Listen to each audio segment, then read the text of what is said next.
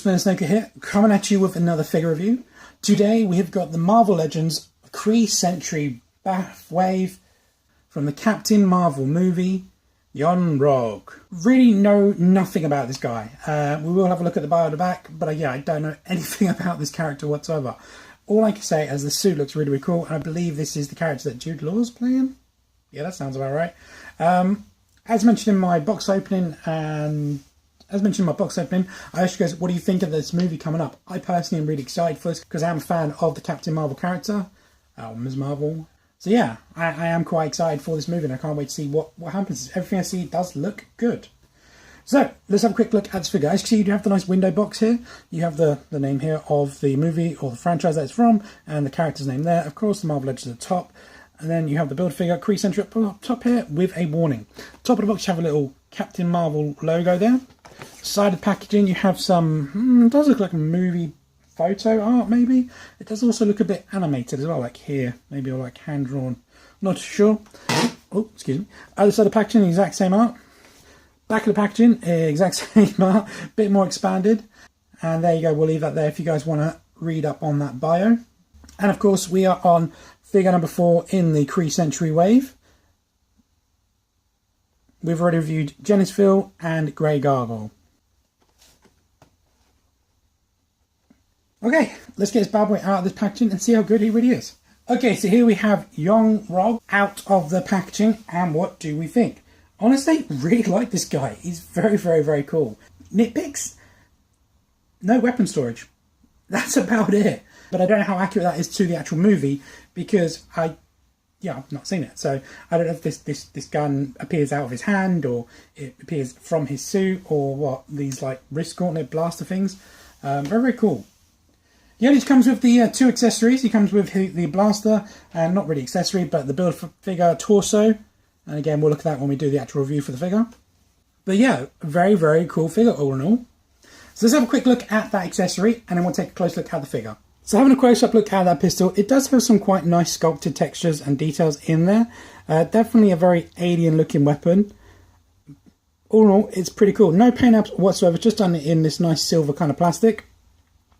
But yeah, I really like it. It's nice, sleek, it's very slimline, and it does look very, very cool. Now, as you saw, I had him hold it in his right hand. It's the only hand with a trigger finger. His left hand is a solid fist, and you can get it in there, but I'm not going to lie, it's a bit fiddly because it basically gets wider at the base of the handle. So to get it past the little finger can be a bit awkward. But I find putting it in backwards and then try and rotate it round, and you have to push down basically on that part there to get it to go past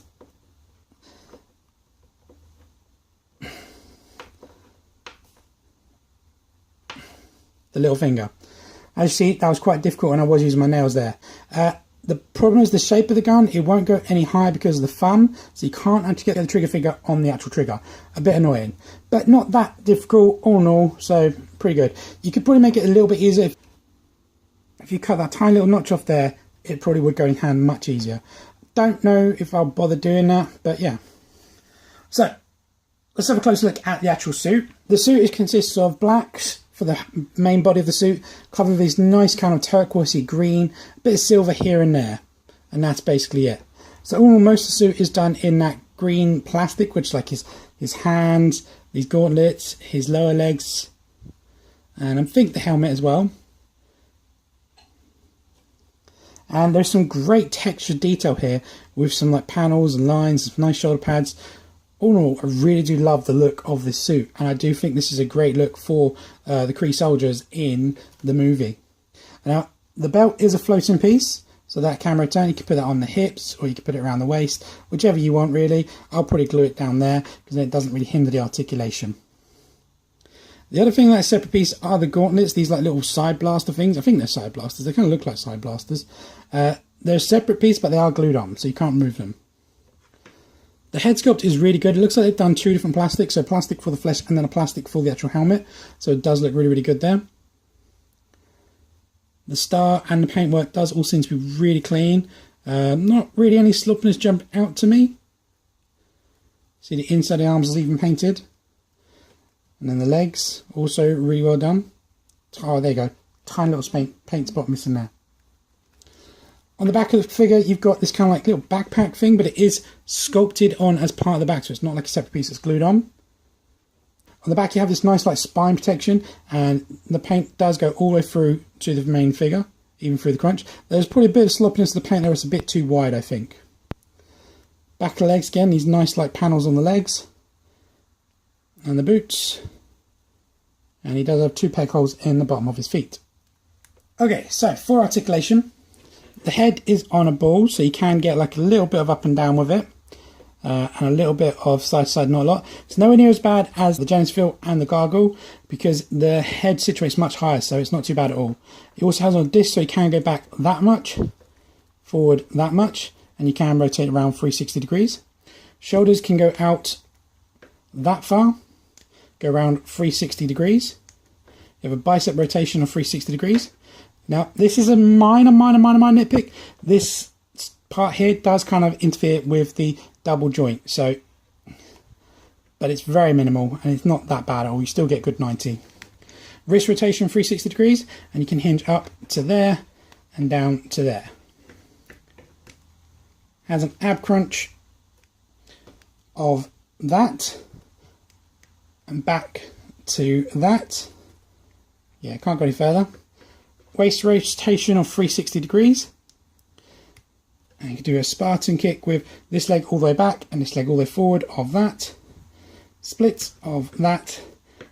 Upper thigh rotation, which is really stiff on mine. Double bend in the knees. Boot rotation. Ankle point to there, and can ankle pivot from there to there. Be warned though, you are putting a little bit of pressure on the plastic, as this is kind of cups around the peg going in. As the late Mr. Glenn Webb used to say, this is the furthest possible splits you can do with both feet still firmly on the ground. Okay, size comparison. Yon-Rogg stands to the top of his little fin. Oh, can't get this rotating.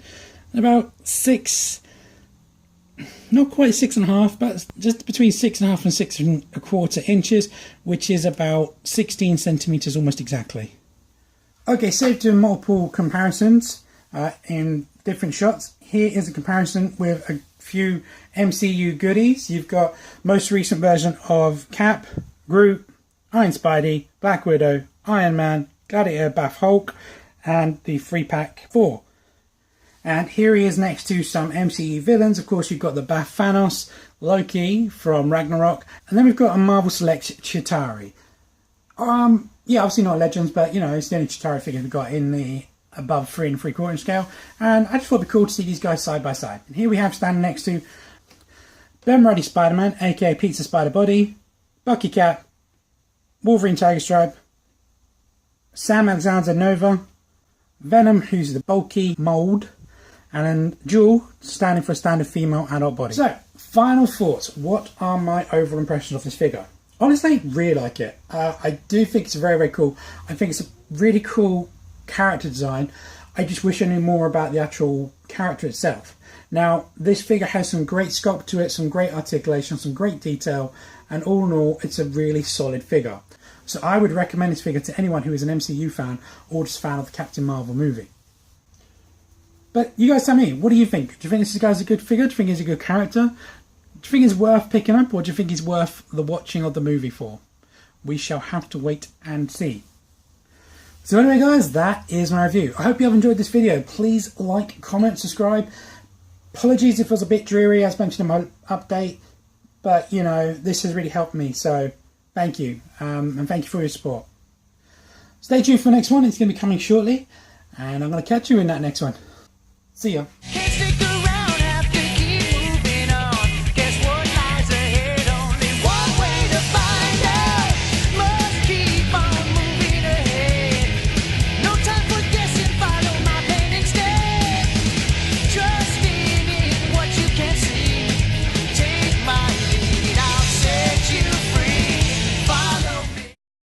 Now, as you saw, Holden, he had, okay, so here we have, I forgot his name, and here we have him standing next to Scarlet Spot, and here we have Venom, who's the bulky mold,